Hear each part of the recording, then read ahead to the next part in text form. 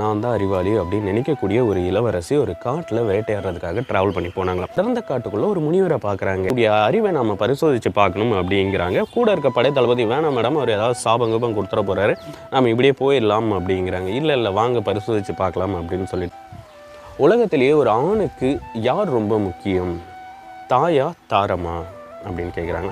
முனிவர் சொல்லியிருக்காரு தாரம் தான் முக்கியம் அப்படின்னு சொல்லியிருக்காரு. உடனே இளவரசி அது எப்படி தாரம் முக்கியமாகும், ஒருத்தரை 10 மாதம் சுமந்து பெற்று வளர்த்து எடுக்கக்கூடிய எல்லா பணிகளையுமே ஒரு தாய் தான் செய்கிறா, நடுவில் வர்றவ தானே மனைவி, அவள் எப்படி தாயை விட பெஸ்ட்டாக இருக்க முடியும் அப்படின்னு அந்த கேள்வியை வைக்கிறாங்க இளவரசி. நடுவில் வந்தாலுமே ஒரு மனைவி அவனுக்கு தாரமாகவும் இருக்க முடியும், அவனுடைய வயதான காலகட்டத்தில் அவனுக்கு ஒரு தாயாகவும் அவர் மாறக்கூடும்.